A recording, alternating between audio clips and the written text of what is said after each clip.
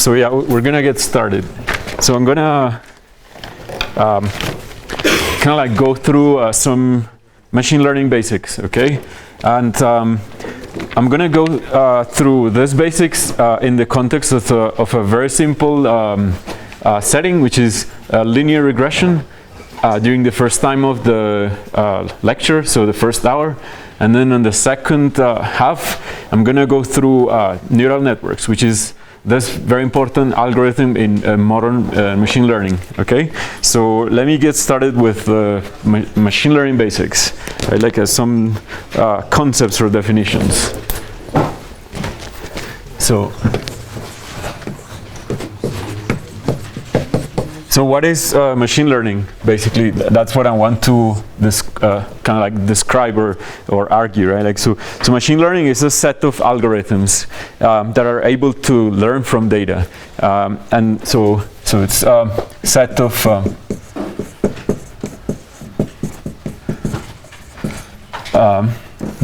which use data, right? And I'm gonna explain what this data is and so on. And what do we mean by learning? So what we mean by learning is just that a computer program or an algorithm learns from some experience E. So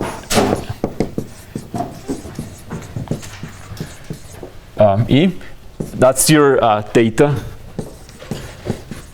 And this learning is with respect to some task T.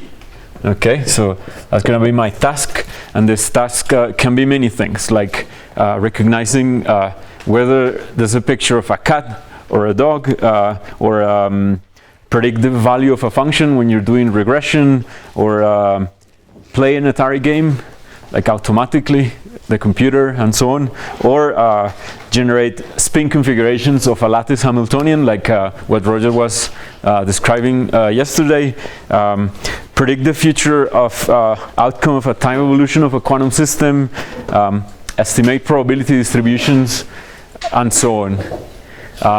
So that's my task. So cat or a dog in a picture. Okay, or if we want, like in the context of the Ising model, is this configuration that you saw like running the experiments yesterday part of the ferromagnetic phase or the paramagnetic phase, okay? So let's say ferromagnetic versus paramagnetic. So these are examples of these tasks T, and we have, okay, the experience, the data, the task, and we also have a performance metric, P, okay, the performance. So it's basically a measurement of how good those algorithms become as you train the algorithms at doing whatever task you set out to do, okay? So cat or dog pictures, I get it right 90% of the time. It's kind of like a metric for performance, or how many, what's the frequency of like getting the ferromagnetic phase wrong when you're presented with a set of configurations and so on, okay?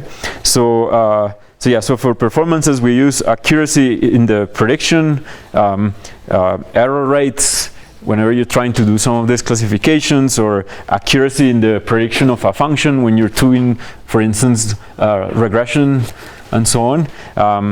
And that's the score of a game as well, like if you're doing, say, Atari games and so on. So that's what I mean by performance, kind of like something that checks the task, right, bigger, okay.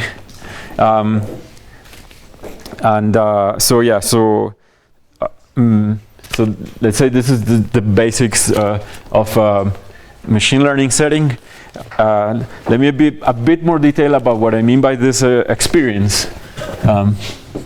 E, or experience, which is basically the data sets, right? Like, and they can be either categorized as supervised or unsupervised learning, okay?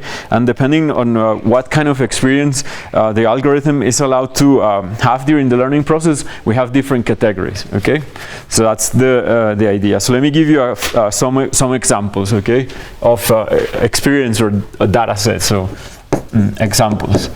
So for instance, when you're doing linear regression, you are given a data set of, say, in a y and x plane. So you're given a data set of points x1, y1, x2, y2, and so on, all the way through xm, ym.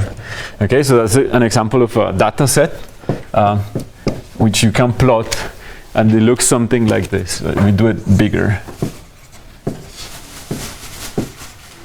Okay, and then the task is to, say, predict for an unknown x. Let me call it xf. Do it bigger, sorry. So x, and here you have some x question mark. You want to predict the value of y question mark, okay? So that's a very simple task, but is one that exemplifies a big bunch of the ideas that I'm gonna be talking about, okay? There's also, say, a second example is like, I don't know, images for image classification, okay? So suppose you're given a set of images that look like this. This is a handwritten digit, right? Like, so some people would write it like that. Someone would write 2 like this, but some people would write 1 in a little bit of a different way, okay? When you write them down in an image, like let's say this is a 7, so I write it with the stick, but so many people write it like this. And the idea in this example is that when you're given a set of images like that with handwritten digits, so one thing that you can do is to attempt at classifying those images of handwritten digits with labels. Like, for instance, we can have a label for this digit, which is digit 1, so that's label 1. So x is going to be the image. Is there a question? No. And then you have a label y that signals what digit you're talking about, right? So you'll have x for like image and label y as to like which digit you're talking about. Okay, so that's 2 examples of handwritten digit recognition, but you can also have spin configurations, right? Like, because these are, if you want, pixels in an image, like pretty much like what Roger was describing yesterday, where you have like some, let's say for a 1 it looks like this, where some pixels are black and the rest are white, and so on. So you can think about this as also as configurations in a quantum system, so not digits, but like those configurations that you saw in the exercises yesterday. Okay, so that's examples of what people call experience or data sets, and like for classification purposes and regression. Okay, so that's 2 examples of of data sets, but let me be a bit more precise. This is the 2 categories that people use, and they're depending on the form of the data sets that you have, we can have basically 2 or 3 broad classification for different machine learning algorithms. Okay, and these are unsupervised learning and supervised learning, and then there's a third one which we're not going to discuss, is reinforcement learning. So, but let me tell you first about supervised learning and unsupervised learning. Okay, and their relations and so on. Okay, let me get rid of this here.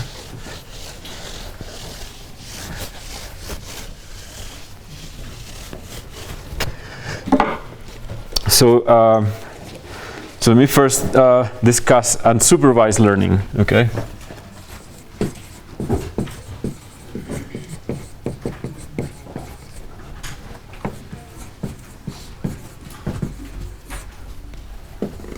So unsupervised learning is if you want a type of task and experience where the dataset contains many features, and what I mean by features is this input vectors x, so they're characterized by some vector x, and the idea is to learn useful properties of this data set of points x, I, okay?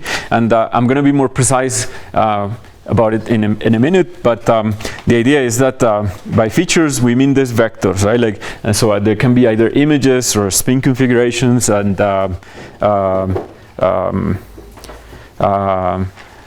like in general, like there's vectors that you can represent very generically, okay? And so one of the ideas that you can do with this type of machine learning algorithms is try to infer. So let's say like things that you can do with this type of algorithm and supervised learning is just if you're given a data set of images or spin configurations and so on, you can try to infer what the underlying probability distribution for those vectors are. Okay, so that's one of the most important set of tasks in unsupervised learning, and this is very useful in physics and but also in technology. So in physics, for instance, it helps us like in tasks as like quantum state tomography, which is this task where you go and prepare a quantum system and then you measure it, and these measurements come with some statistics, and so you collect the data sets of outcomes of measurements on a quantum system or on a classical system, and then you're trying to infer this, which is like the equivalent of the quantum state. Okay, so that's one important task in unsupervised learning that's going to be very relevant for what Giacomo is going to talk about tomorrow. Okay, but in technology you can do many things if you know this probability distribution. Like for instance, if you have distribution over, like, say, images of people, then you can if you reconstruct this distribution and if you do it accurately, then you can start, for instance, start sampling this distribution and getting images that are generated from humans that do not exist. Okay, and you can go, for instance, online and check this person doesn't exist.com, and then you'll see pictures of humans that are not humans, right? This is one example of a practical application of something that people do. They're used in art, to generate new art and so on, and they can do a big bunch of interesting things that surprise me almost every week. But you can, sorry? I think it's this person doesn't exist. I think if you Google it, you'll find it. But there's also more more interesting applications for this. For instance, suppose X is the distributions over all possible credit card transactions. Okay, and if you reconstruct that distribution, then you can use it for for instance, for anomaly detection, right? So suppose you have this distribution over all possible credit card transactions, the country, the address of the person that owns the card and so on, and then you create this complex distribution. Then if you go ahead and, I don't know, you lose your card and someone take it and goes to another country and then withdraws money or pays for something, so you can compute the probability of that transaction happening, okay? And if it comes low, extremely low, it seems unlikely that that I'm from, I don't know, Medellin and so on, and then someone is using it to buy something that I never buy, right? So the probability of that happening is very low. If you can estimate it properly, then you can use it to say, okay, this is very unlikely, so I'm going to raise a flag, and so you block the transaction. So this is how, for instance, people use this in banks and so on. Okay, so unsupervised learning in this setting, or in this task where you're trying to infer probability distributions, very important for us in physics and for also practical applications in industry and art and so on. Okay, so that's one task. There's also this clustering. Okay, so clustering is you take this distribution of points X, this experimental distribution, and then you want to see if you can infer some structure in the data. Are there groups of data sets that are alike? Okay, so let me give you, for instance, one example of clustering, like just in words, which is if you take this data set of handwritten digits, how many clusters would you say we have if we take this data set?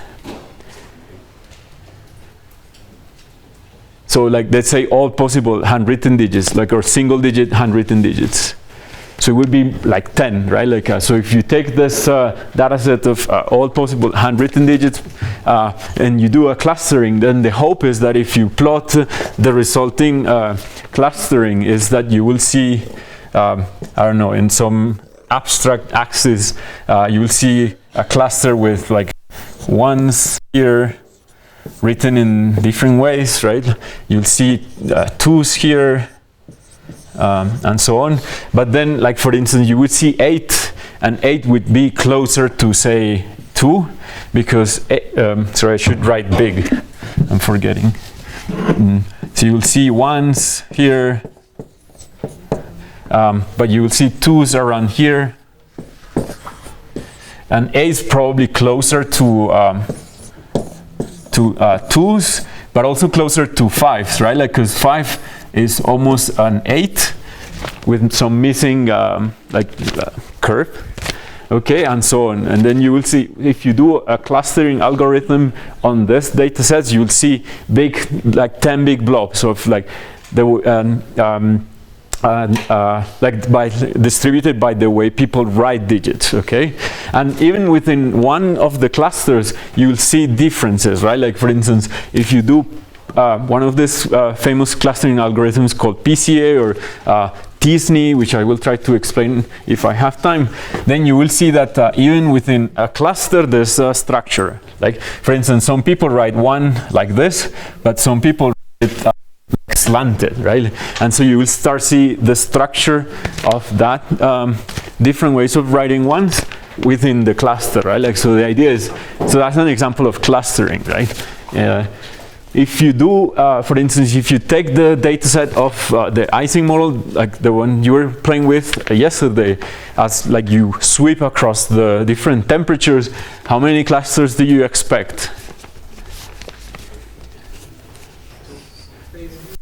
2 phases, right? Like, so you, if you do clustering on that data set, it's pretty interesting. You will see something like this.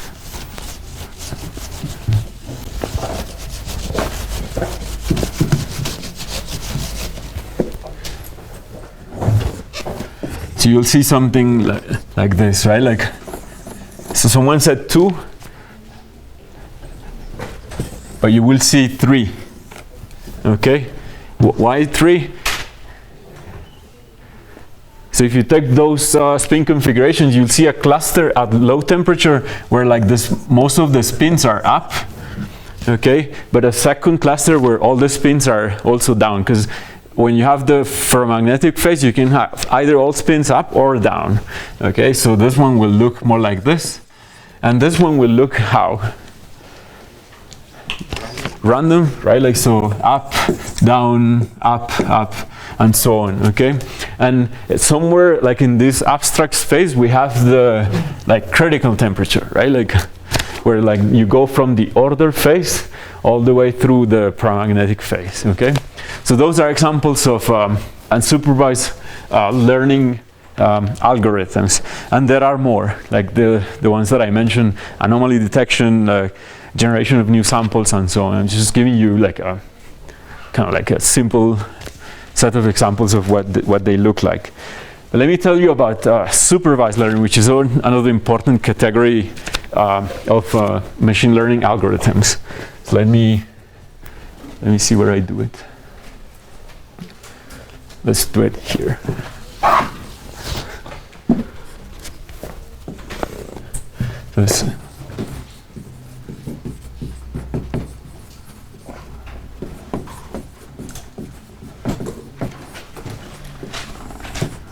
So what are examples of supervised learning? It's just like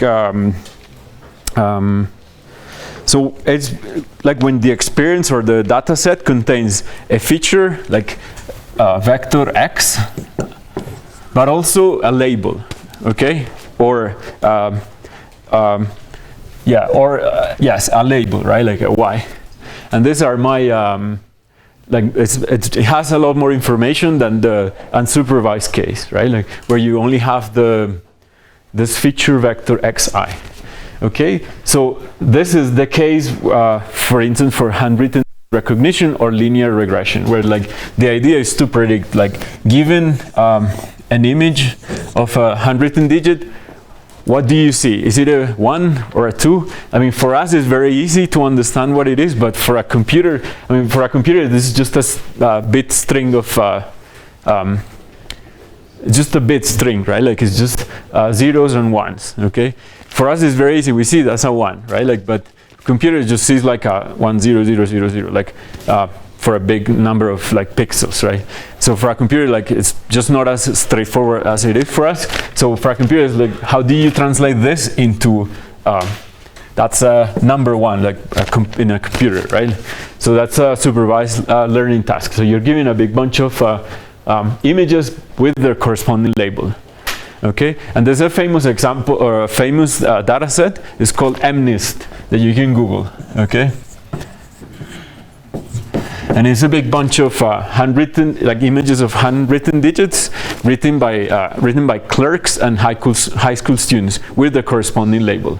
Okay, and you can play with this. I think Estelle has an example, like a quick little check of like using MNIST, which is this handwritten digit data set where the hope or the idea is that you're given an image and the task for the algorithm is to predict the label. Like that's a 0 or a 1 or a 2 and so on. So that's one of the supervised learning tasks. Don't you need a label for and a subscript for the label too? Sorry, that's right. That's right. So it's a data set. So I goes like from say 1 through m, where m is like the number of points in your data set. Okay, good point. Thanks. Okay, this is a second example, which is this linear regression, which I'm going to use to explain a big bunch of ideas that are pervasive, like in machine learning in general, right? Like, okay, so, but let me give you, so I give you these two categories, these two definitions, right? Like, of supervised versus unsupervised learning. But I'm going to argue right now that there's no formal distinction between the two. If you formulate the two problems as inferring a probability distribution. So to do that, let me rephrase the supervised learning as inferring a probability distribution. So the idea is that you can rephrase this problem as inferring this particular distribution P of label I given vector X. So if we're solving a supervised learning problem, that can always be written as inferring this probability distribution, okay? Where like you're given image X and you want to find the probability distribution of a particular label, okay? Okay, so let me give you an example of why this is a good thing or an interesting framework to phrase this problem, okay? And it's because of the following, right? Like,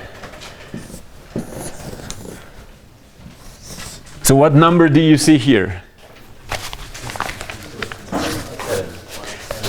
Either a 1 or a 7, right? Like, so it makes sense to assign a particular probability distribution over all the sets of labels, right? Like, because you can most likely tell that this is either a 1 or a 7.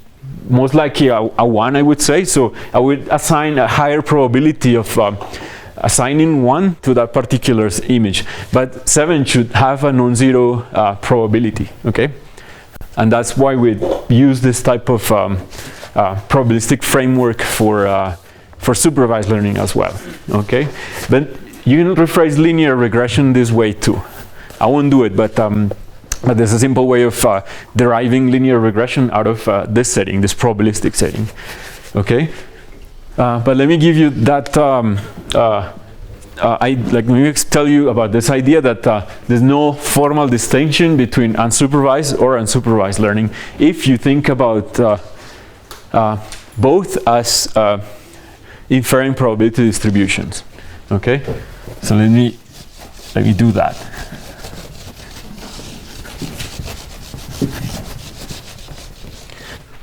So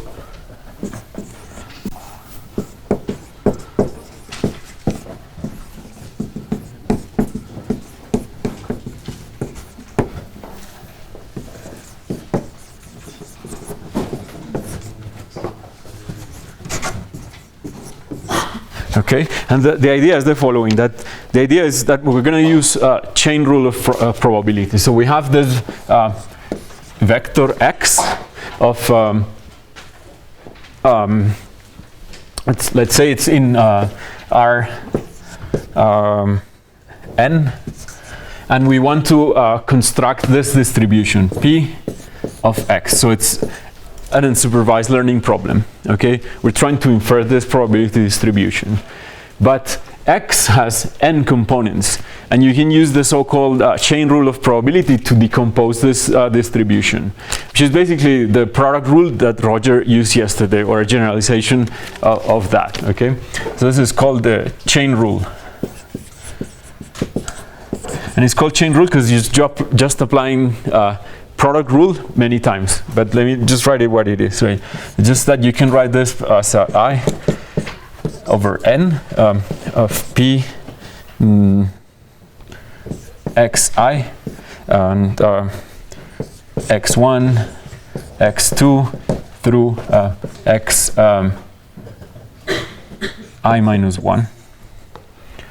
Okay, which basically means that you can transform this unsupervised learning problem that in principle was different than the supervised case where you're inferring this conditional probability distributions into a product of n conditional distributions. Okay, so basically you transform an unsupervised learning problem into a 10 or n supervised ones, where the labels are xi and the features are this x1 through xi minus 1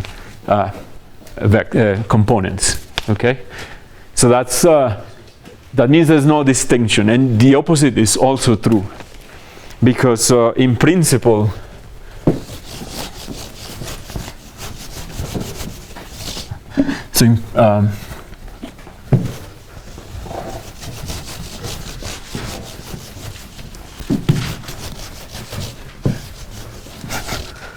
so in principle you want to construct this, right, like P.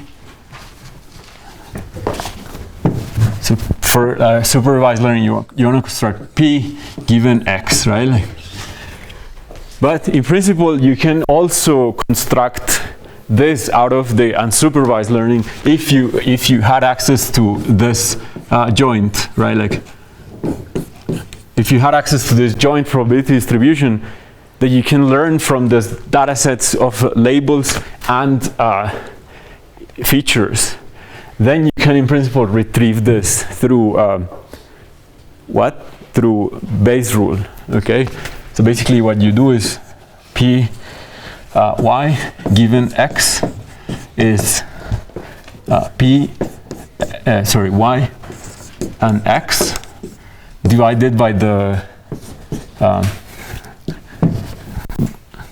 let me write it as sum over y, P, y, and X. Okay, so if you construct this distribution using unsupervised learning, then you can get this quantity in principle, right? Like, performing this sum may be intractable, okay, depending on what the problem looks like. So this is more like an in principle. Yeah. I'm a little confused. What's the relation between the comma and the intersection sign in probability?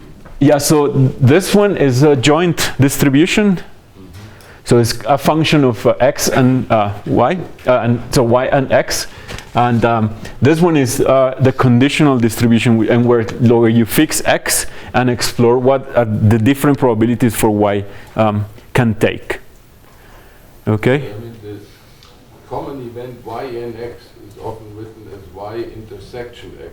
You mean this one here? Theory. That's the same as the comma. Yes, yeah. That's right. That's right. Okay.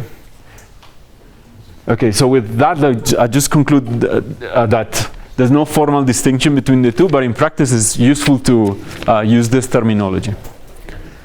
Okay? Okay, now let me discuss some aspects that are important, like when we're discussing this type of algorithms, but I'm going to use a particular setting, which is linear regression. So I'm going to assume this is a review, but I'll explain a little bit of the details anyways.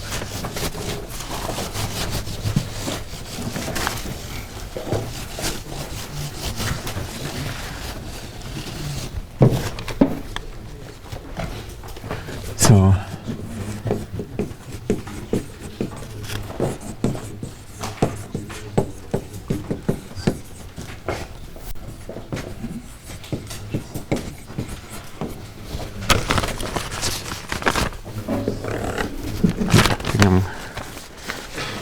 okay, so linear regression is we want to build an algorithm that takes a vector x in Rn, and we want to predict a function, so y is a function of x, okay?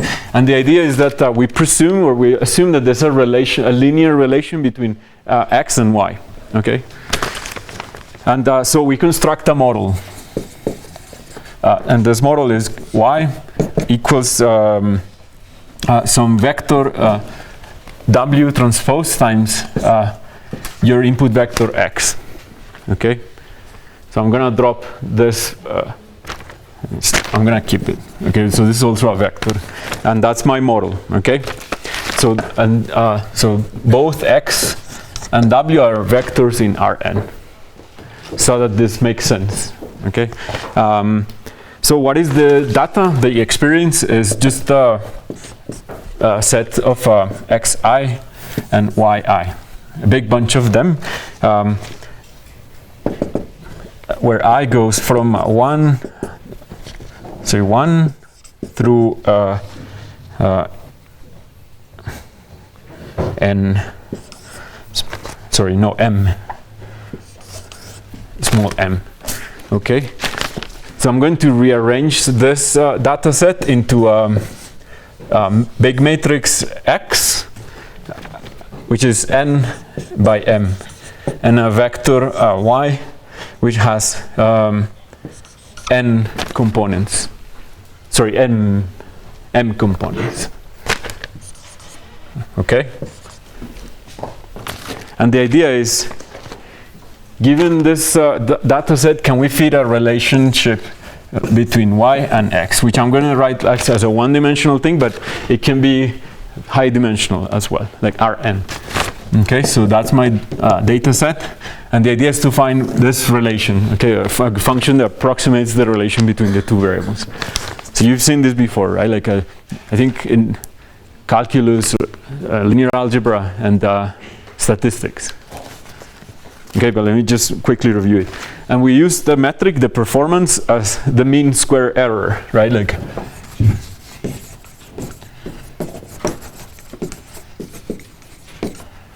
that's going to be our performance, or the metric, right? Like, which is basically this. Mean is basically, so it's 1 over m, sum over I, the prediction, minus yi squared. Okay? I'm going to introduce different, so this data set I'm going to call training. And I'm going to introduce a similar data set with the same statistical properties that I'm going to call a test set. Okay? And I'm going to explain why we need this in a bit. But it has basically the same type of structure, x and y, and a similar number of points, perhaps less points in your test set, okay? Because you want to use as much as you can this training set, okay? The idea is that then you can use this minimum square error function to train the model, to find the best line that fits the data set. So for train, And for performance, you want to use some data that you didn't use during the training set. Okay, so you're going to be using the test set. Okay, and we want to do that because you want the algorithm somehow to work well beyond the data that you have as your training. Okay, and this idea is called generalization. It's very important in machine learning. I'm going to talk about it in a little bit more. Okay, so this thing, like for the train and for this training set, you can write it this way as 1 over m, the norm of y, this vector here, minus sorry, not this one here, this one, so the predicted one minus the data, okay, which is this one here. Okay, so that's norm squared. So that's and then what you do is you basically you want to minimize this error, okay, on your train set. That's the idea. Let me see. So how to train?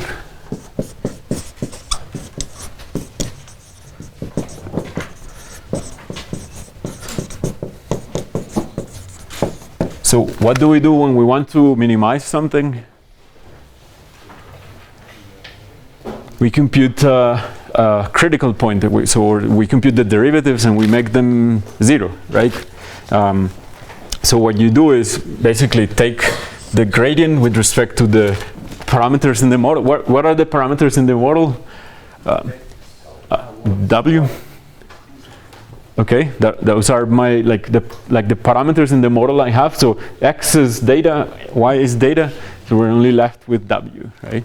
So we take the gradient of the so-called cost function. So let me introduce that thing here.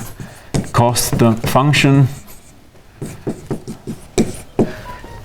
So with respect to w of the mean square error on the training set. And we make that, we find the critical point, right? Like, so the point where the gradient with respect to the parameters in the model is 0.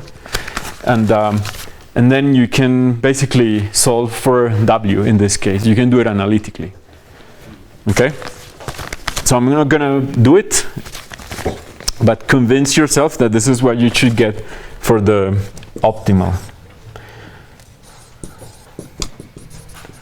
vector. So it's this thing, it's x transpose, where x is this this matrix. Okay. So let me give it a name. It's called the design matrix. So that's this x. So it's x transpose x inverse times x transpose and then y. Where this y is this vector here with m components. Okay, so that's the solution for the optimal set of weights in the model. This is this equation is called the normal equations, and you see them in statistics, in linear algebra, in calculus, cálculo 3, if I remember correctly, at least in Medellin. Probably the same, right? And okay, so that's the optimal for your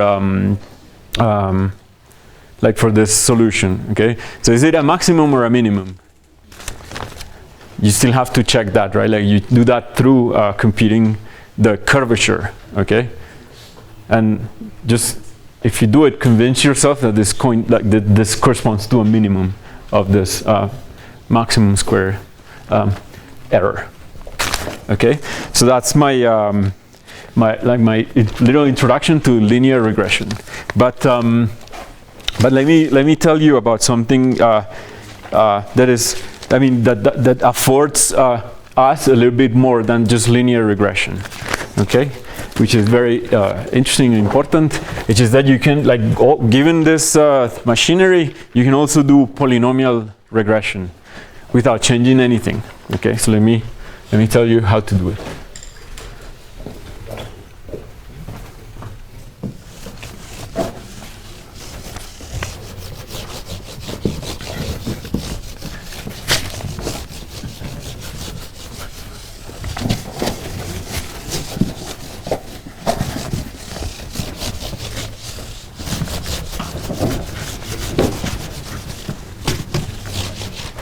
So, so given what we've seen, let's do polynomial fitting.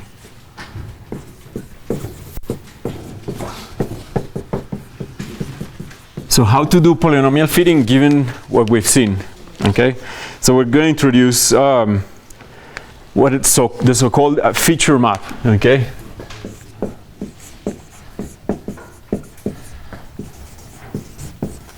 Feature maps, and this is pretty important in machine learning in general. Okay, which is basically you take your original data set and then you expand it, applying some transformation to it.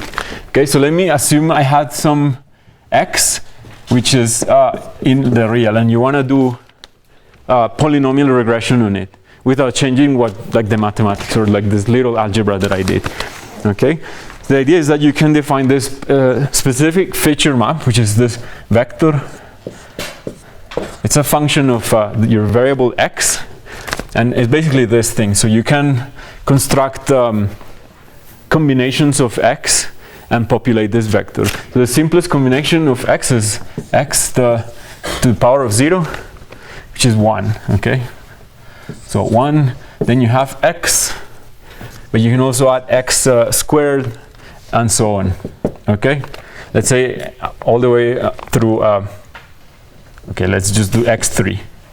So that's my feature map. So can we do linear regression on this new vector? That's the idea.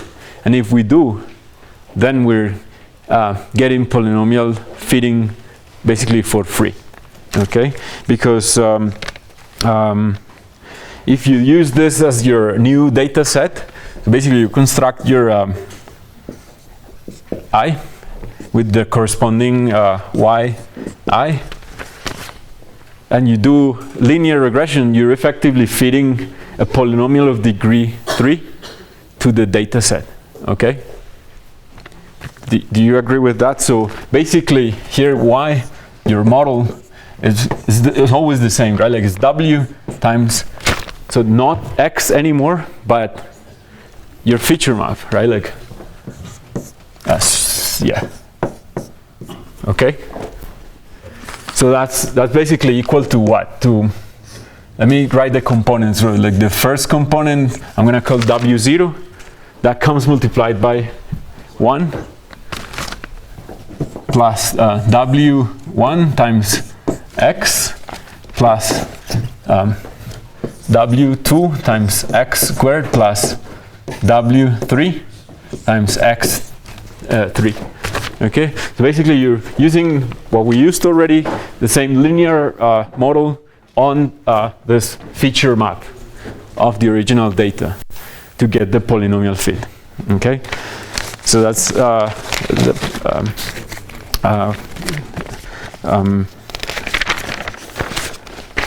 the idea, like that you can do polynomial fitting with like just the linear thing. So we have to be careful about something though, which is when you're trying to fit this type of high order polynomials, you can go to 9 and 10 or whatever order you want. There's a problem called, so there's 3 concepts. So one is the capacity of the model, then there's the idea of overfitting and underfitting. Okay, and we're going to explore what they mean in this setting, in the polynomial fitting. Okay, so let me show you what I mean. So we have this data set.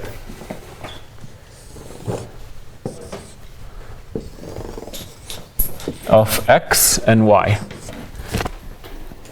And x, let's say, I'm going to use these 2 symbols. So this is going to be training data.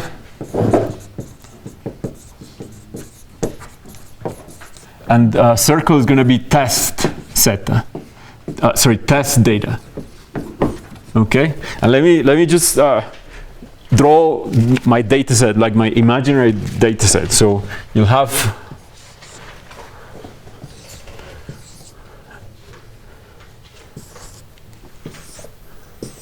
okay, and some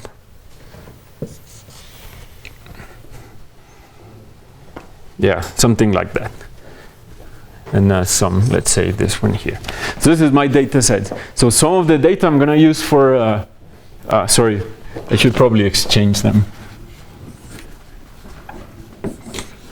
So some of the data I'm going to use for training the model, so fitting the model, but some of the data I'm going to use as a test, okay, which are these little triangles. Okay, and so so we have to be careful about the choice of the model, right? And by that I mean the capacity of the model. So that's the concept of capacity that I was referring to earlier. So it's how complex is your model or your space of functions that you're trying to fit. Okay, so a constant has low capacity because it's basically this, right? So that's my say a model with very low capacity, like only W0 is your parameter. A straight line is just basically W0 and W1, so I can give you something like this. So not a lot of capacity. Parabola is probably about the right thing for this type of data set that I draw, right? Like something like that. And then if you go further, you'll be able to fit more and more complicated functions. Okay. So that's the idea of capacity.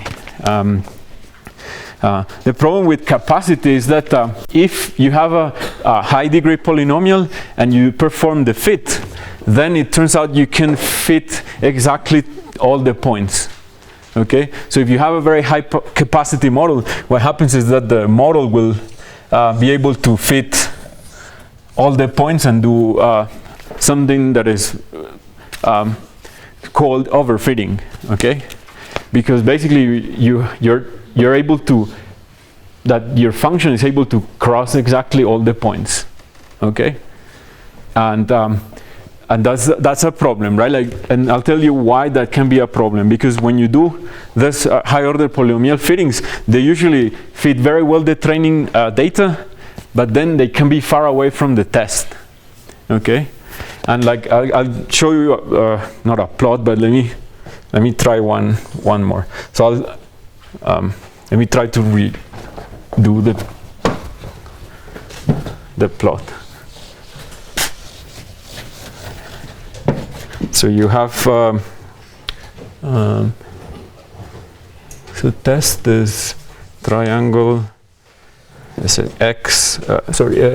Circle.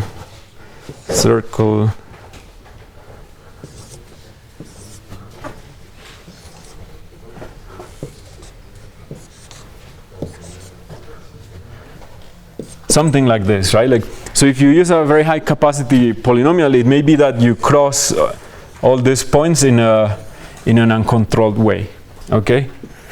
So all those points are touched by the polynomial that you fit, okay? But if you go and compute the error on the test set, like this mean square error that I was referring to, like this, for instance, this point is going to be far away from the actual prediction that the model gives you, okay? Here the same, right? Like this is going to be far, and this one even worse, right? And that's happened when you use high order polynomials, okay? And this one too, okay? So it means that the mean square error, the performance metric on the training set is 0 or very low, but on the test is bad, okay? It's high. Whereas when you use a low capacity function, let's say parabola, then you may fit, you may not fit perfectly the training set, but the test set error is reasonable, okay? So you will see something more like, for a parabola, something like this, okay? So you'll have errors both in the training and in the test, but the gap between the mean square error on the test set and the training set is going to be comparable, okay? So that's the hope. So those concepts that I mentioned are called the capacity, overfitting, and underfitting. I guess underfitting I didn't explain very well, but underfitting is the case where like, the model is too simple. Like if you fit a constant to this data set, like you'll get something like this, which doesn't describe this data very well. So that's the idea of underfitting. The overfitting one is when you have a high order polynomial that goes all the way through the data set in the training set. And okay, and those are the three concepts that I wanted to discuss. So that practically one should aim for having a similar error in the testing. That's right. So Can you repeat the question? Because otherwise they cannot keep it in the okay, yeah, the question was, how do you, so the question was, so is the point then to have a model such that the mean square error on the test set and on the training set is comparable? So, and the answer is yes. And let me do a plot if we want. So in general, this is the ideal scenario, and this is the behavior of this machine learning training of the model. So here we'll have error. Here we have error, and here we have number of samples in the data.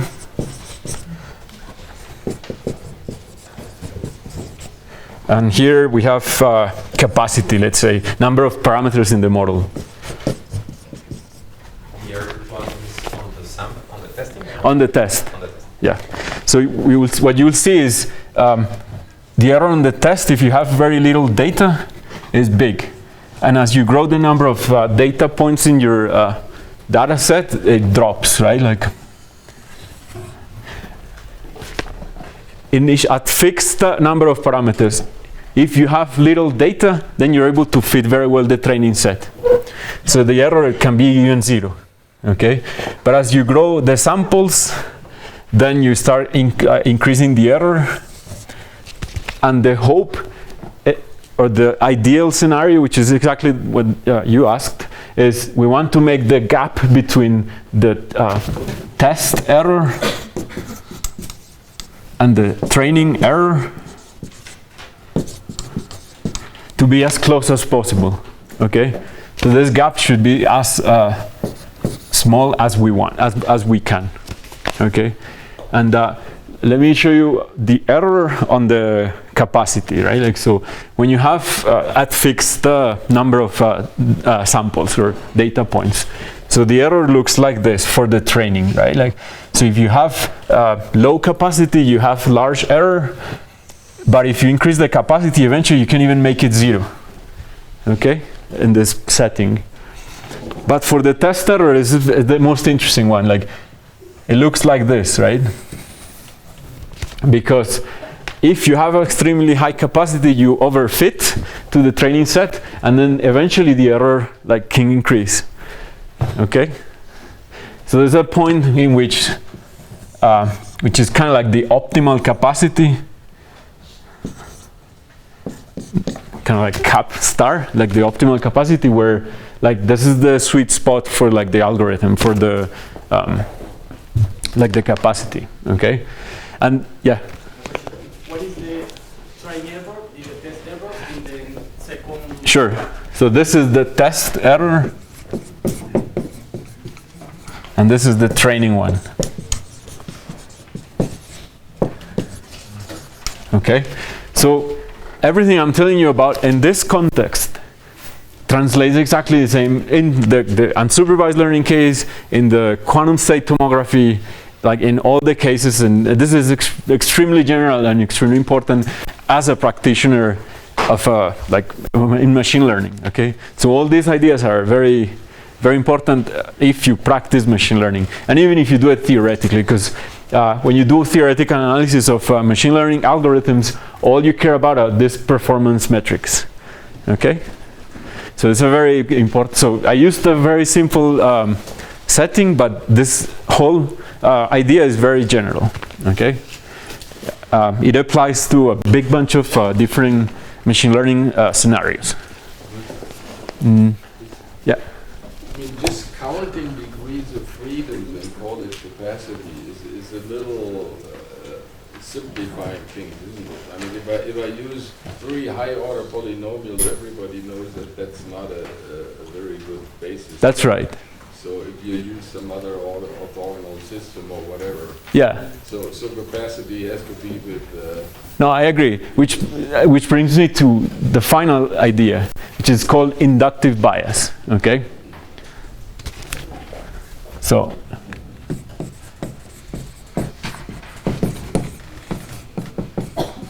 Okay, inductive bias is the idea that you have to be smart about how you choose your model. Okay, so you have to. So if you pick a polynomial to fit this type of data, and then you just let it just be polynomials, then you know you'll overfit. Then there's a quote by von Neumann that he says, like, give me a fourth order polynomial, I'll make the trunk of an elephant wiggle. Okay. Which means basically, give me a powerful enough model and I'll make it do whatever you want, right? Like, so you have to be smart about the choice and the biases that the model introduces, which is often referred to as inductive bias. So I don't have time to go into the details of like this at this point. So that's why I limited myself to this simple scenario. But I agree that this is a very important point. Let me just give you a final idea before I break. When do I have to break? Okay, let me give you this final. Yeah. This inductive bias is related to the whole hyperparameters that you select in your model. No, it's more like a. Oh yeah. So the question was related to a hyperparameter, right? Like yeah, if the inductive bias is only related with the weights or no. Okay. the set of the hyperparameter. Right. So the question is: are the hyperparameters related to the selection of the model? No, you say bias. Mm-hmm. What do you mean? So what I mean by bias is, like, given that the whole thing is an approximation, what does the model do when it doesn't have enough data, right? Because if you have infinite data and an infinitely powerful model, then you're okay, right? But if you have a model that has a fixed number of parameters and then you have some finite data set, what does the model want to do? What types of errors does it do, right? Like, and the errors that those models do, depend on the way you choose the model, right? Like, that's what I mean by inductive bias. Okay. Okay. So let me give you one way of trying to control this problem of overfitting and choice of models and so on, with an idea that is also very important. It's called regularization. Okay.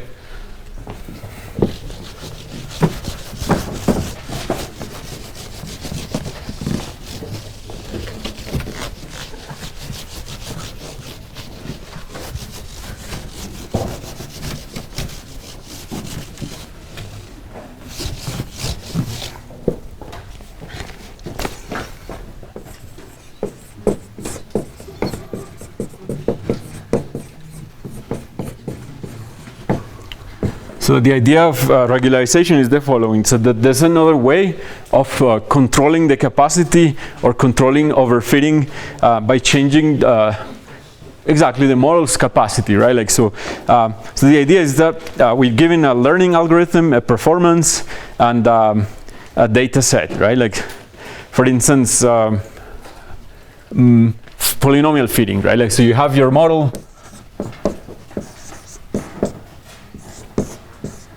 X, okay, and then you have a high order polynomial, let's say, and you're given some data, and so the idea is that you can change the cost function, this mean square error, and do something smart about it to control for overfitting. It's called regularization. So I'm going to introduce the idea of L2 regularization, which is the simplest way of regularizing polynomial fitting. So you'll have the mean square error of W and whatever design matrix you have. Let me just say train. But then you control, like, you add the penalty and a so-called hyperparameter times this. in particular, okay? So it's your vector of weights transposed times itself, which is basically, so W0 squared plus W1 squared plus, and so on, okay? Where lambda is a parameter you choose. It's not optimized during the training part of the algorithm, so we call it hyperparameter.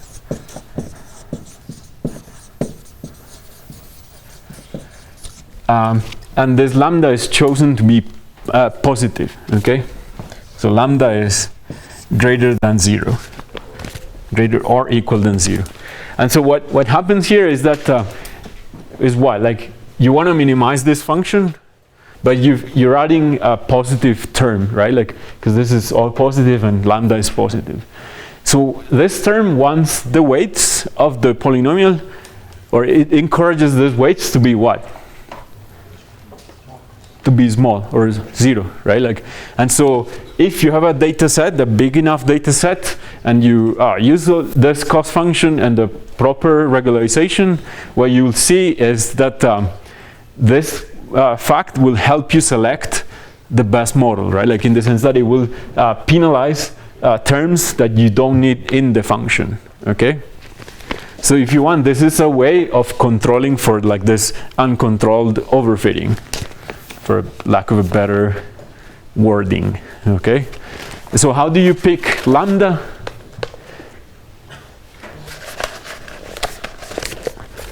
So if you replace capacity here by lambda, there's an optimal lambda such that the test error is the smallest, okay? So to do this properly, what you have to do is to repeat the training procedure several times with different values of lambda until you find the sweet spot for the test error. And since this is encouraging simple models, like simple polynomials, then we would have found like a decent polynomial with the right hyperparameters such that the fit is overall very nice, okay? So so if you have questions or you want to discuss this, or maybe a question from the other room, then we can take them for 5 minutes, and then is that okay? Okay. When you have all that data set, is going the percentage of tests, data set tests for tests and for training? Okay, so the question is, when I have a lot of data and you're gonna split the data between test and training, so what's the percentage that you should use, right, of training versus test? And the answer is, there's no right answer, but there's some rules of thumb, okay? Which is basically, you want your data to produce an excellent model, so you want to use a lot of training, but you also want to have a representative data set for testing, right? Like, such that what you present as your final result is significant, right? So the rule of thumb is usually 80% for training and 20%. That's a good rule of thumb. But of course, it depends on the details and the situations.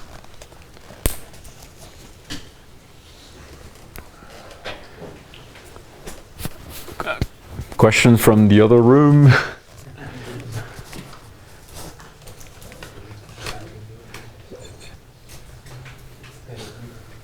Yeah. So you mentioned that it's possible to think of linear regression as fitting visual probability distribution. I mentioned that, yeah. I can tell you a little bit more, right? Like, so the idea is that when you're doing linear regression, you can assign a prior distribution over these values, okay? And once you have that prior, then you're fitting, you're using, so the thing is, to explain that, you need the idea of like the maximum likelihood estimation and the idea of a prior distribution. But if you do that, then you can imagine that you're fitting a distribution py given x, given some prior for like say that the error that you have on the y variable. And you set this problem as a maximum likelihood problem, and you end up with the exact same equations that I presented there. Okay, that's without assumption of any prior on the model. If you add a prior, if I remember, is a Gaussian, that is equivalent to L2 regularization. So you can even rephrase regularization as a learning of conditional distribution with a prior. Okay, if you want to learn about that on your own, like there's a very nice book. It's called Elements of Statistical Learning by Hasty. It's very well explained, and they explain all these relations between maximum likelihood, fitting data, and so on, in the framework of maximum likelihood and maximum a posteriori estimation, and so on. So there's a big bunch of different ways of attacking even the linear fitting problem, okay, that are a bit more rigorous, or more statistically rigorous.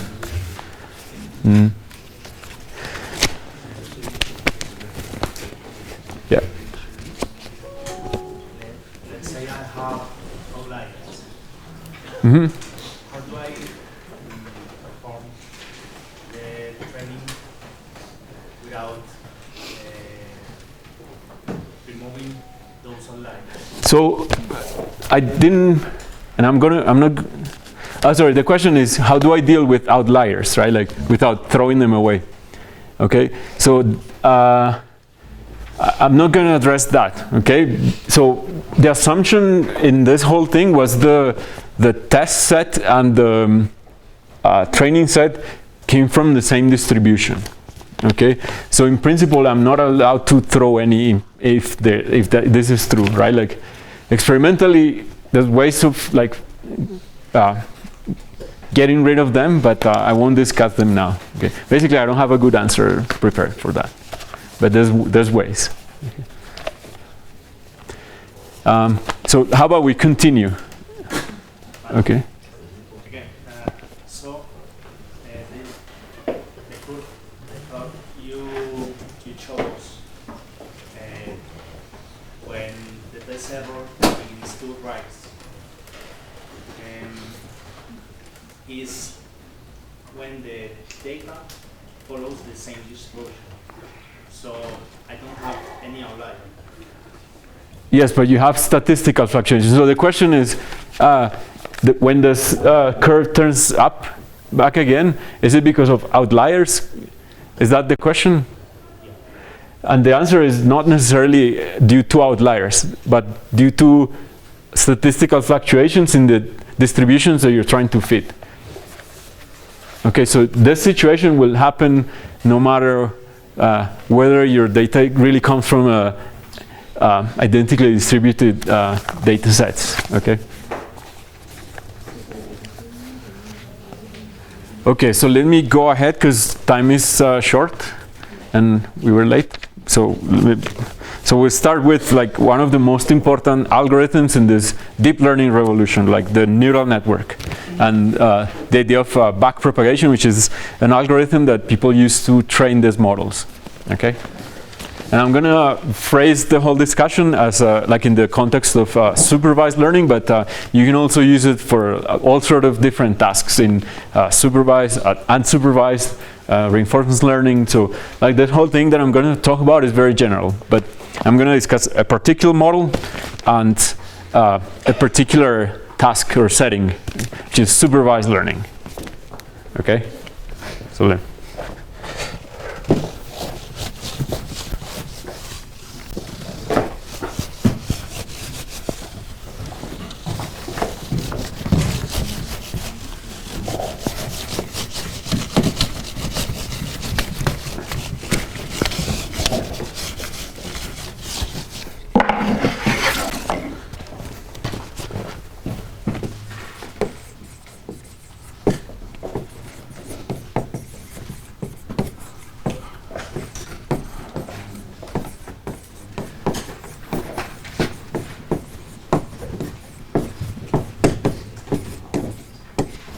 Okay, so one of the most important models in deep learning, we're going to discuss the so-called feed-forward neural network, in which the goal is to approximate a function f.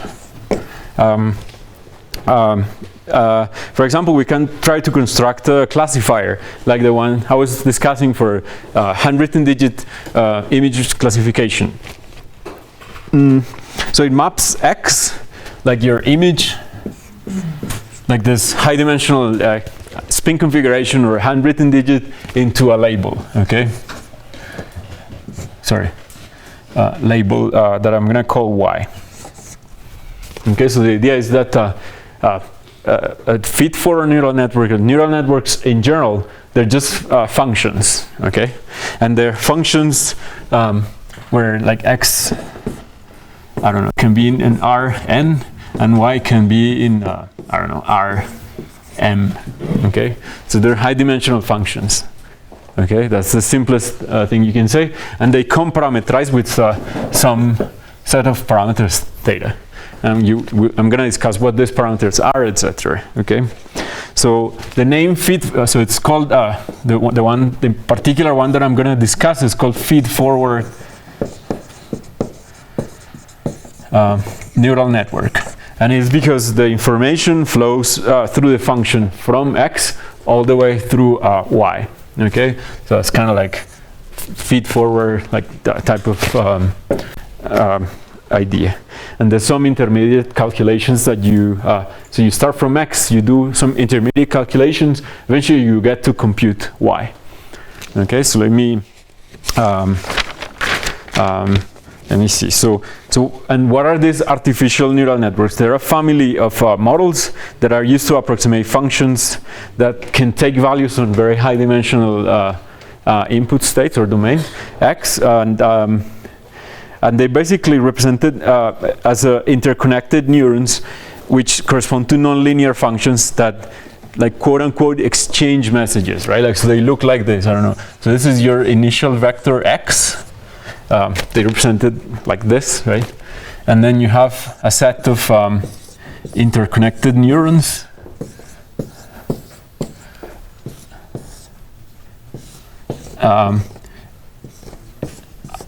Okay, so they look like this, with all these connections, and the connections represent the parameters in the model. Okay, but let me give you a precise description of what this means. Okay,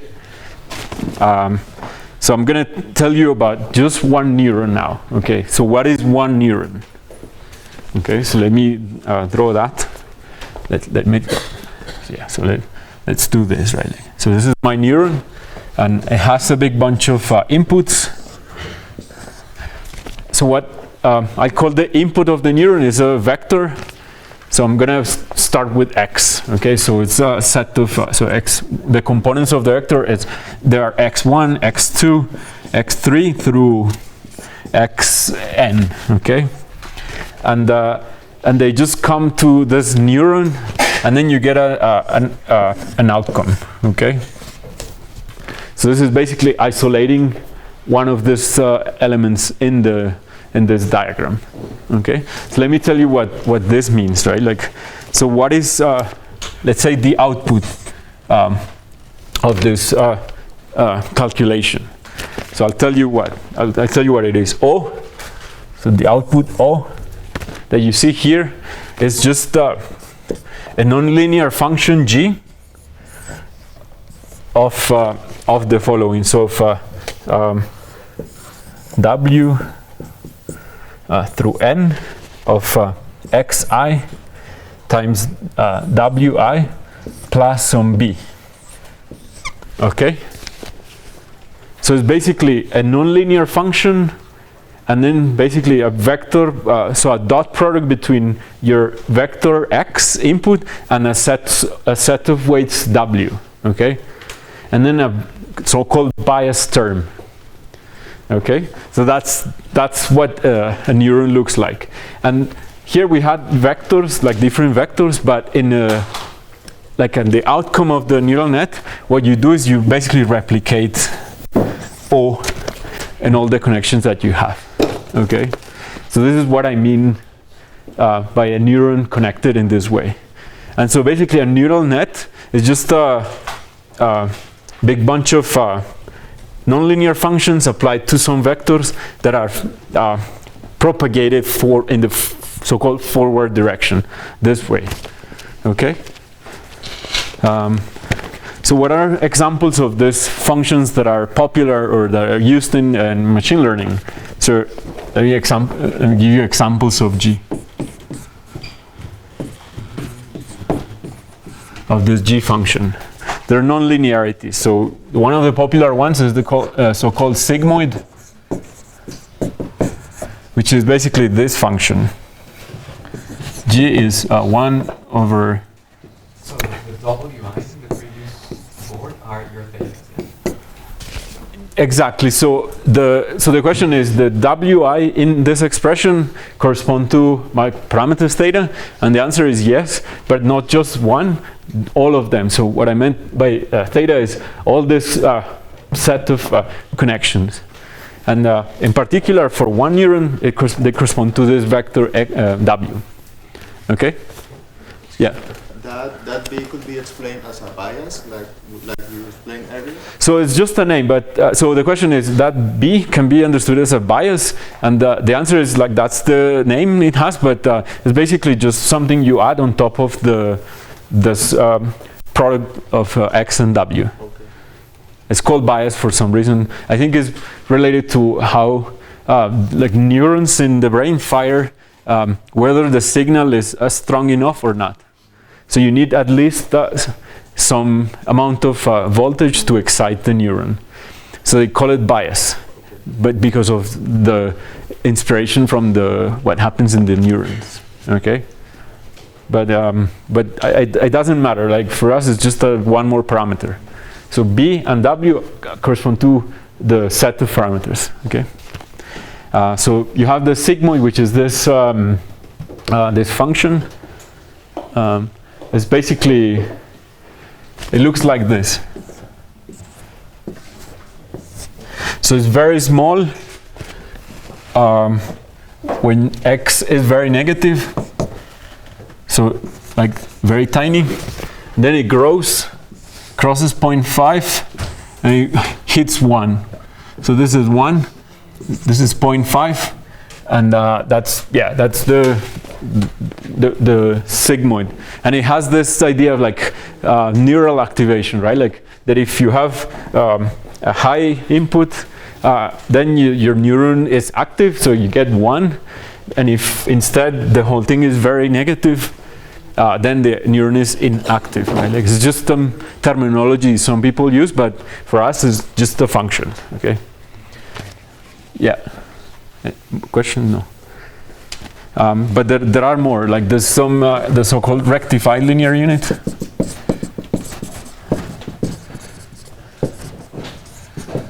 Is this thing? It's just 0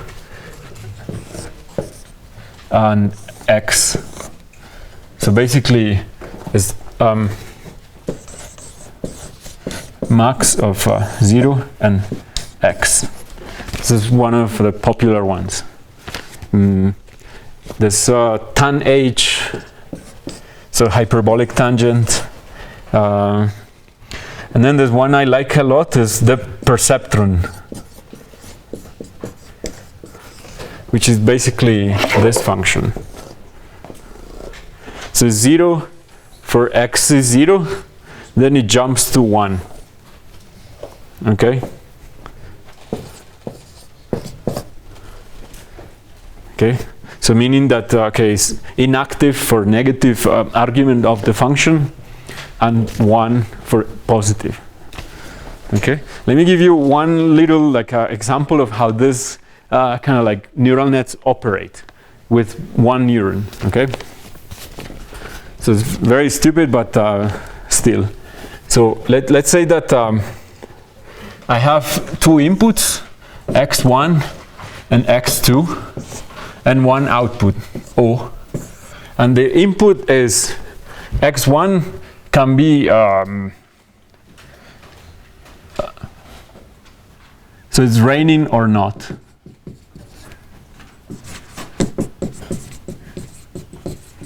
And then that's raining is 1 and not raining is 0. Okay? Then I have x2, which is my friends are out, is 1. So that's x2. And friends not out. That's 0. Okay? And the question you want to ask is, do I want to go out or not? Okay, so that's this output. Go out or not. And that's going out, yes, is 1, and not 0. Okay? So you think about all the Fridays you've been out in Bogota, and you collect this data set, right? Like, when it's raining, I don't want to go out, but my friends are out, so okay, I go and get wet. Or maybe I'm boring and like I don't go out ever, right? Like me. or you go out no matter what. Either they're outside or it's raining, you always go out, right? So you collect this data set, and so you have the situations that you found. It was raining, but my friends were out or not, and so on. And I went out or not, and so on, okay? And then you train which weights. So you will have, like, the model is this one. O is, let's say, the perceptron of W1, X1, plus W2, X2, plus the bias, right? So my personal bias is B is minus 10 or minus infinity, right? Like, so I never go out. So I don't even need to train W, okay? Also because I have my son, right? So I don't go out a lot. But some people are always out, so their bias is B is large, right? Like it's hundreds. So this function is always very positive, no matter like whether x is 0 or x1 is 0 or 1, etc. Okay, and then this function is always 1. Okay. Okay. So that's it, right? Like, but for some people there's something in between, right? Like where you have some bias. Let's say you have a tendency to go out, but if it is raining, then this is 0. Sorry, it's 1, and if W is negative, W1 is negative, it is raining, then this argument tends to be more negative, so you have a tendency not to go out when it is raining, and so on. Okay, so I should probably move faster. Yeah? How does the neuron knows to how many neurons she is connected to in the next layer? That's something that you fixed in your architecture. So I'm gonna so I have only 20 minutes, so I'm going to try to at least describe the whole architecture. So I'm just trying to describe what the functioning of one neuron looks like, and then I'm going to be precise about how you pick the numbers and the architecture and so on. Okay, so that's one perceptron, and then you can think about a neural net as if you want, as a set of decisions of this type. Okay, they're not exactly decisions; they're just non-linearities, right? Like so in general, it's just more complicated. This is just to exemplify that when you do processing in a neural network, you can think about it in like as a set of decisions about like what you've seen in the previous layers and so on, so that you can create very, very complicated scenarios, right? Like so you can represent extremely complicated functions using just these simple elements as your building blocks for the complex function. Okay, so that's the idea. So let me define the neural network.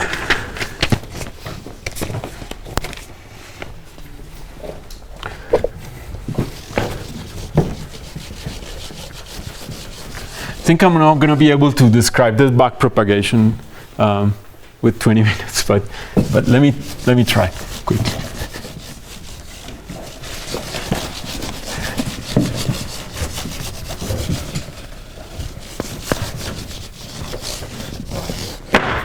Oops.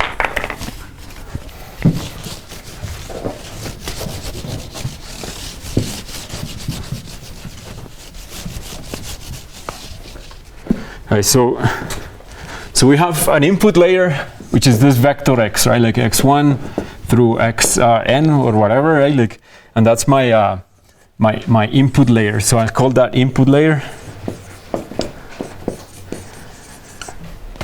And then I have a layer of hidden neurons. So you'll have some neurons here that are all connected to each of the inputs, okay, and so on. And you can have, so you ask, like, someone asked the number of neurons everything is connected to. That's something you fixed prior to, like, the whole training and so on. So you'll have a number of neurons in your hidden layer, and you can keep adding layers and layers of neurons, okay? You can have some here with all these connections,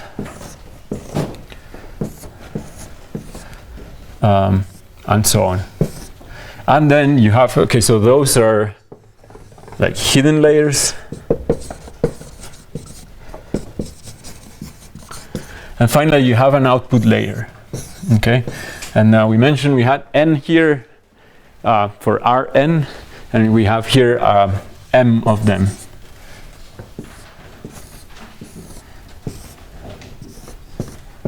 Okay, so this, and then these neurons, each of them corresponds to what I explained in the, like in the previous whiteboard.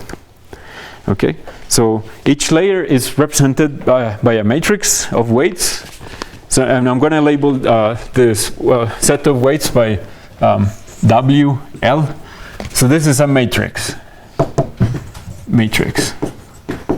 of weights. And it's a matrix because, so when we had one neuron, we had a vector of weights, but now we have many. And so this corresponds to a matrix W.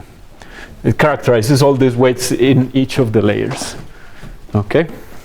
And we'll have a vector of biases. So when I described this neuron, we had only one bias, one number, but we have now a vector of biases because I have in each layer a big bunch of neurons. So I'm going to call this bias vector B, vector. And I'm going to define a layer of, so activations, AL.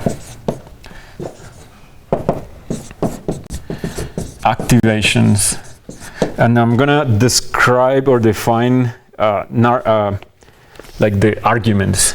So Z, L, the arguments of the layer. Okay, and so let me tell you what like each of these are. So those two are parameters. So I don't need to say anything else about them anymore. But this ZL, this is a vector, is this thing, is just this is also a vector. So it's the vector of activations in the previous layer, okay, times the weight matrix at layer L, plus the bias vector BL, okay? So, and then we'll have the activation at layer L is just a nonlinear function at each layer, which it could be different, right? Like these neural activations can be different at each layer, like these G functions, and this is applied to the arguments. So I said this is a vector, and so what I mean by applying a function f to this vector is element-wise application of the function to each of the components in this vector z. Okay? So let me just write that down. Yeah, applied element-wise. Okay? And with this, then you can compute the function that represents this thing. Okay, so let me give you one example for a neural net with one hidden layer. Okay,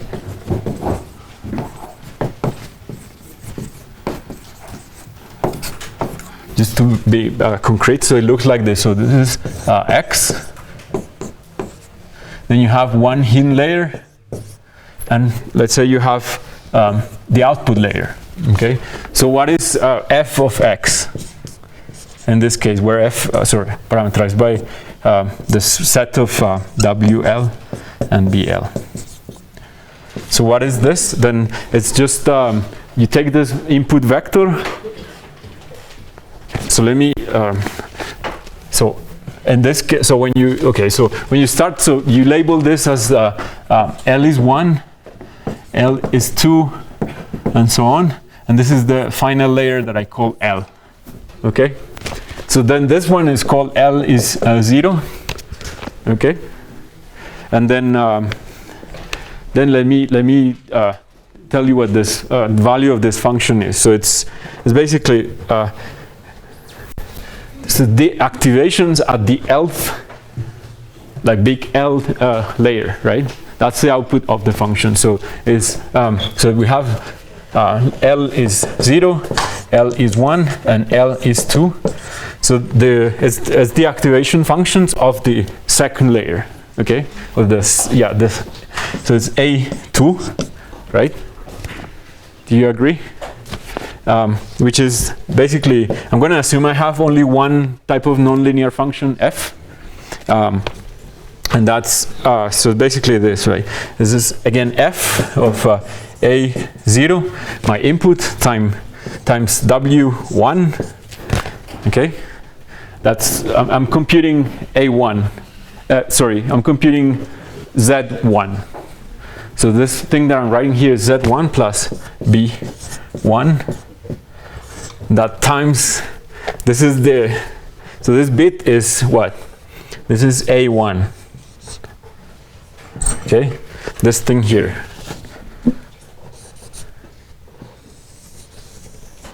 And that multiplied by W2 plus B2.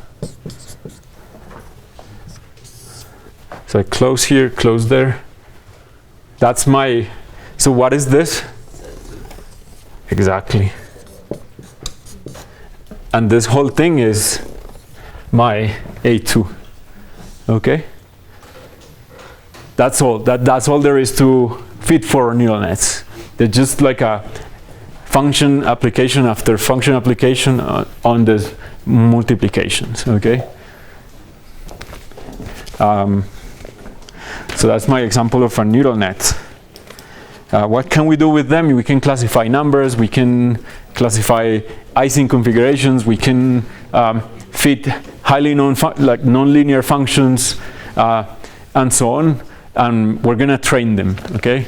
And the idea is that the training algorithm to train this type of architecture relies on something called backpropagation. Okay, so let me sketch. We won't have time to go through the derivation, but let me sketch the main idea of how we train this this neural net. So we'll define. Let me see. Do it quickly. One question: where's the x, and why do you have to make a distinction between a and f? So x is x. I called. So L0, I call the first layer, the input layer. So I replaced X by the activation in the 0th layer. So I call that A0. This is same as X. Okay? And I don't need any distinction. Like all there is just a function applied to a vector. It's just a notation that is useful to derive the training algorithms. Okay? Which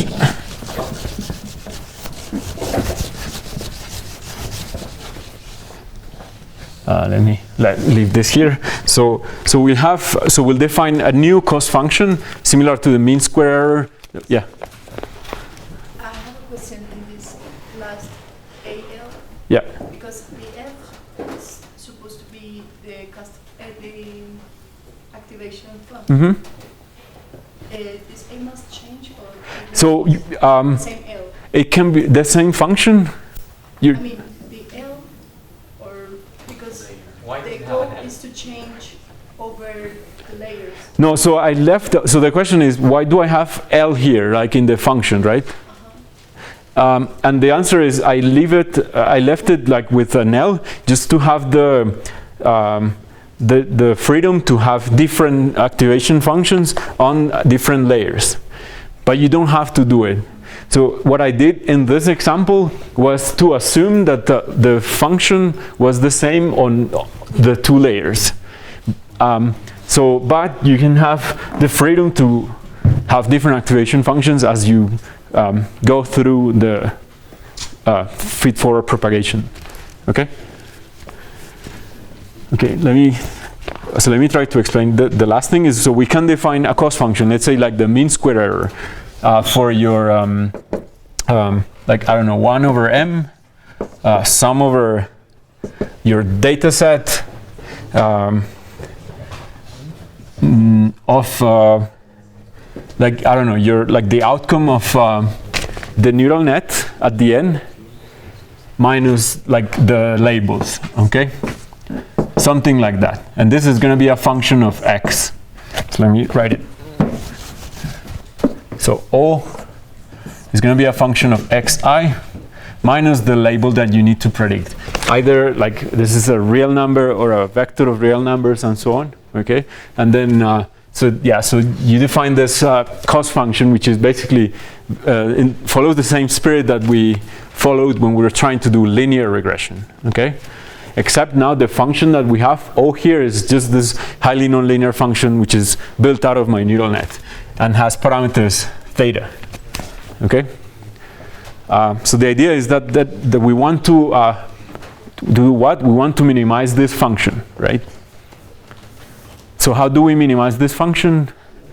So one idea is to compute the gradients of the cost function with respect to the parameters that we have in the neural net. So basically take the gradient of your cost function with respect to the parameters in the model, which are theta. And theta are what? Are like the set of matrices W on all the layers and the biases, okay? So, and then we do what? We set it to 0, right? Like,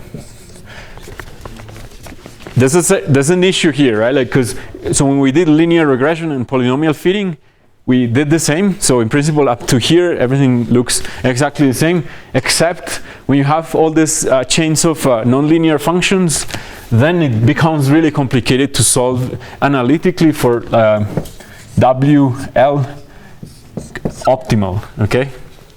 So there's no way to do it basically, okay? So the question is what to do in this case, okay?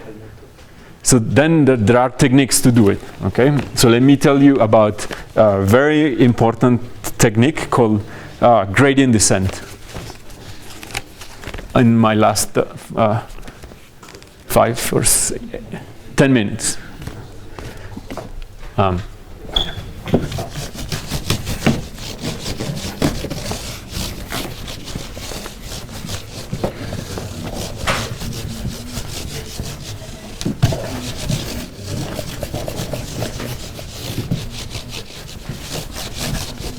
So before that, like let me tell you just a parenthesis. So computing the gradients, which we will need for the gradient descent algorithm, relies on something called backpropagation.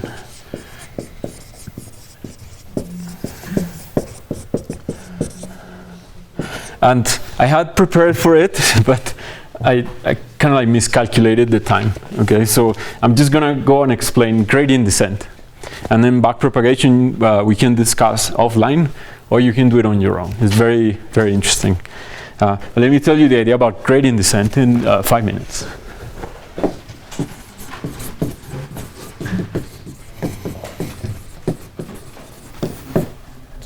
So gradient descent. So suppose we have like a highly nonlinear cost function C in this high dimensional space of parameters W, okay? So I have this function C, which is defined on a very high dimensional, I don't know, W1 and W2. in this case it's only 2 dimensions, but in general, like, it's as many parameters as you have. So it's a very like high dimensional optimization problem that we're dealing with. And suppose that this function looks like this, right? Like I don't know. Okay, and initially you don't know what the weights are, so you can set them to 0 or randomly and so on. And let's just call that my initial set of weights correspond to some value of the cost function c. Okay, it has some c initial 0. Okay, so the idea of gradient descent is that for a multivariate function f of x, where x is the parameters in the model, so for a cost function which is a high dimensional multivariate function of my parameters, or w or theta, I don't want to confuse this, let's just call them w, where w is this high dimensional space. So if this cost function is differentiable near a point A, so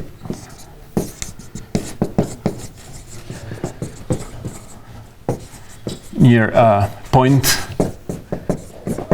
A in this high dimensional space, right, like in this W, so f of that point, or c of that point A, so we say that it decreases the fastest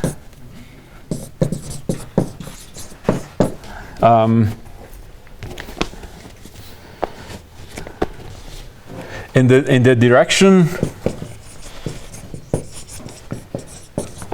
of minus the gradient of the function at that point A. Okay. So it goes, like, it decreases faster if you can follow this direction. This is a vector, right? So that's the idea. So that if you're here at that point A, then what you do is you compute the gradient of the cost function at that point, and then what you do is you follow this direction. And we know that this direction that you follow, let's say that it is this the gradient, it follows the direction of maximum speed of decreasing the cost function. Okay. This is such that if you do the following update, let's say in W space, I'm confusing notation, let's just call this W again. W. So at some point during the algorithm, so the value of the cost function at step n plus 1, so you do an iteration of this following thing. Sorry, this W changes using this rule, like Wn minus some gamma times the value of the function at Wn. Okay, so what you do is you take the function, which is our cost function, you differentiate it, like you take the gradient, and then you follow the direction of that gradient, or the opposite, right? Like that's the meaning of this minus sign here. And if you do this rule, if you update the weights, or like all these vectors and biases and matrices on the neural net, you're guaranteed that C of Wn plus 1 is less or equal than C of Wn. Okay, so that's the idea of the so-called gradient descent. Okay, so we start from a set of initial weights in the neural net. They can be random or they can be 0. We compute the gradients using an algorithm called backpropagation that I didn't have to explain. And then you change the weights, each of the weights in the neural net, biases and matrices, according to this rule. And then you do this on and on, right? Until eventually you hit, hopefully, the okay? So that's the idea with this whole thing of the gradient descent algorithm. So of course there's many problems, like not all functions look convex like the one I just drew. In general, these nonlinear functions given by these neural nets are highly non-convex, so you can get stuck at a local minimum. Like suppose your initial weights are here. Okay, you start doing this gradient descent, you come here, here you get a gradient of how much? 0. It means you don't update the weights anymore if you hit that point. You're stuck here, but you want to be here, right? So what you can do is maybe start from here at random. So there's no way around this when we apply this type of algorithms. However, there's in spite of like the fact that you have like this convexity problem, this algorithm is surprisingly good. So you may get stuck in a very in actually a local minimum, but the value of the cost function at the local minima that you find when you practice is very small. Okay, so C, let's say C of this particular W star here may be very good already. Okay, for the purposes of say classifying handwritten digits and so on. Okay, so unfortunately, yeah, I don't have time to go through the derivation of the gradients which are required for the application of this algorithm, but basically you already know this, right? Like you've taken calculus and so on, and you know how to compute gradients of chains of applications of nonlinear functions. That's the so-called chain rule, right? So if you apply chain rule on this cost function, on this where always this application of like sequence of nonlinear functions, then all you need to know basically, if you want, is chain rule. Okay, so with that, let's just conclude there and take questions. Okay. You said you have a convexity problem, but you also have a smoothness problem. With the perceptron, the function isn't even continuous. That's right. And with the rectified linear unit, it's not everywhere differentiable. Okay, so with the perceptron, it's true you can't use this because the perceptron basically all the derivatives are 0, right? Like because the function is constant below like negative argument and positive argument, you always get 0, and then an infinite peak delta, Dirac delta. And I agree, but for the rectified linear units, you can still do it, even though there's a kink in the. So this is the rectified linear unit, LU, and this is x. So it's this thing here, and then positive.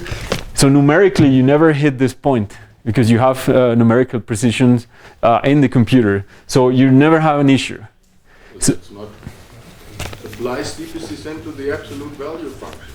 It's going to jagger back and forth. Yeah, there's no problem. You never hit the vertex exactly. But the linear approximation that the gradient is supposed to give you is not very good. No, but like how you do it in this case is either like your parameter is minus 10 to the minus 17 or plus 10 to the minus 17.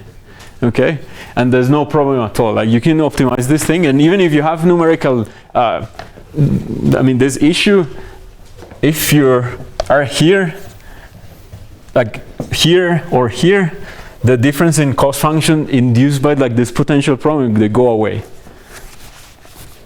And actually, still in the tutorial, they're going to ask you to try this ReLU function, if I remember correctly, and you will see no problem. So I agree that theoretically this function has an issue, has a kink in the derivative, but in practice it's just no problem. But it's a good point.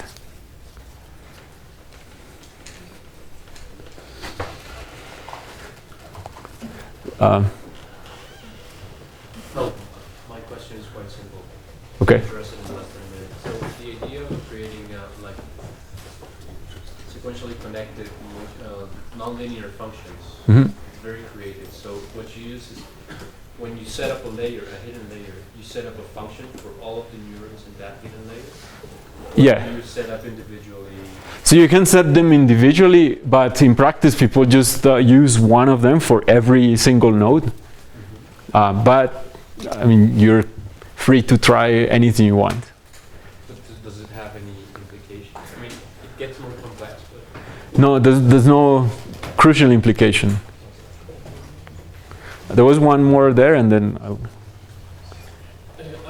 wonder about we can use a polynomial to fit our data, but if we use a neural network, where really is the nonlinearity of the model? In the neural network, where really we can model the nonlinearity of the polynomial? yeah. So the question is, where is the nonlinearity in the neural network, right? And the nonlinearity is like in the choice of function f that I was mentioning. So one of them is actually this ReLU. So this is a nonlinear function, but you can also have this perceptron that's nonlinear, or the sigmoid. So that induces a nonlinearity. And there's something I didn't mention, but I don't have time. Maybe I can tell you quickly. Is that these functions, this neural net functions, they're universal function approximators. So it means that if you allow yourself to have like a growing number of neurons in the hidden layer, you can approximate any function with arbitrary precision. So they're very powerful. So they go beyond polynomials. Okay. And with that, let's just, oh yeah, there was one more question, and then we go for coffee. So, do you think this is basically doing regression between nonlinear functions? It's even the same objective. Yeah. So why is this like a revolution? I mean, what makes special this collection of functions we're describing against, say, polynomials? Why are they? They're universal function approximators, right? So are polynomials. But on like compact set. Yeah, so that's true. That's true. But the issue is when you try in practice, this works way better, and it works. Which takes me again to the inductive bias question that you take. Okay, you can do. There are many ways of like approximating functions. You can do Fourier analysis. You can do polynomials, and they could be in principle used. It's just that if you use them, then they don't work as well. And then you take, like they took this, and then initially this, in the 80s, they didn't work as well, okay? It's just that when they started to, or when Google started collecting data, and when compute power became so strong, so that they started working. And that's around 2010, when this revolution happened. And it was basically, part was the compute power, but part was the fact that we started producing like this crazy amount of data with our phones and with our cameras. So it was a combination of the two things. So it's basically the inductive bias they bring to the table plus the availability of compute power and data. Okay, let's just go for coffee.